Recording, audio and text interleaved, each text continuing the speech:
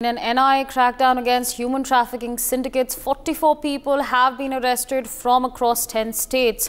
As per reports, over 10,000 people are settled along India-Bangladesh border across 10 states by these syndicate members within 2 years. These smugglers even help the refugees to buy properties in India. According to the reports, human smugglers associated with Madhya Pradesh, Assam, Tamil Nadu, Karnataka and Rajasthan are working on the lines of syndicate crime gangs. Meanwhile, joining us on the broadcast is my colleague Javed Hussain. Javed, over to you. What more can you share with our viewers?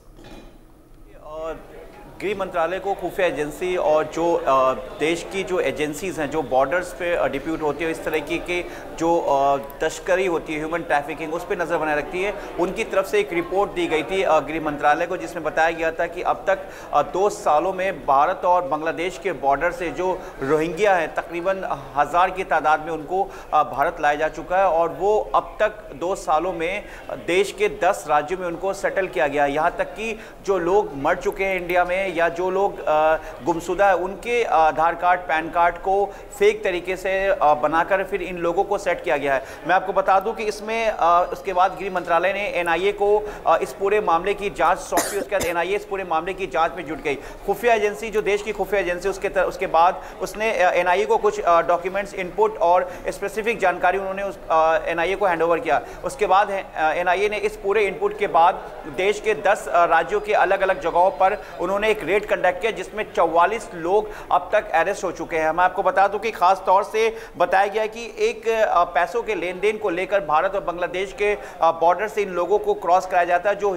जो मानव तस्कर है, ये एक बहुत बड़ा इनका nexus फैला हुआ है, जो नॉर्थ ईस्ट से लेकर जम्मू कश्मीर से लेकर साउथ इंडिया और नॉर्थ इंडिया में पूरी तरीके से ये जमे हुए हैं। इस पूरे एक नेक्सस का जो एनआईए के पास इनपुट आया था, उसके बाद एनआईए ने एक रेड कंडक्ट करके गुवाहाटी, चेन्नई, बेंगलुरु और जयपुर में 4 अलग अलग केस उन्होंने दर्ज किया और अब तकरीबन 44 लोग अरेस्ट हो चुके हैं। इसमें हम आपको बता दें कि जो एजेंसी है वो पहले से इस पर नज़र बनाई हुई थी और काफ़ी लंबे समय से एजेंसीज को ये जानकारी मिल रही थी कि रोहिंग्या जो है उनको बांग्लादेश बॉर्डर से एक टाइम पीरियड के अकॉर्डिंग इंडिया में उनको दाखिल किया जाता है। उसके बाद जैसे जितने लोग होते हैं, उस तादाद में जो सूत्रों के हवाले से खबर है कि उस तादाद में उनको अलग अलग, जैसे कुछ लोगों को साउथ भेजना है, कुछ लोगों को जम्मू कश्मीर, कुछ लोगों को नॉर्थ इंडिया, इस तरीके से 10 ऐसे स्टेट हैं जहां पर इनको इस्टेब्लिश किया गया था। उसके बाद एनआईए इस पूरे मामले में लगातार जुड़ी हुई थी और इस पूरे सिंडिकेट को एनआईए, जो देश की केंद्रीय जांच एजेंसी है, उसने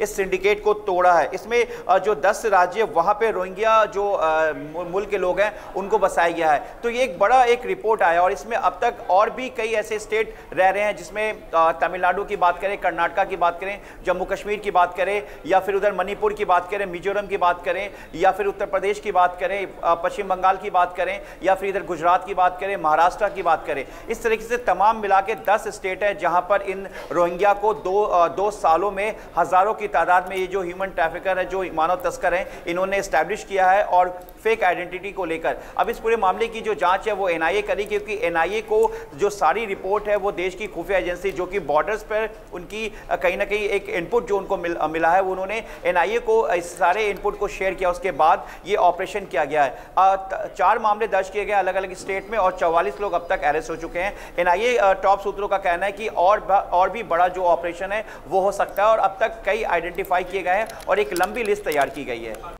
For more such videos, subscribe to the NewsX YouTube channel, hit the bell icon.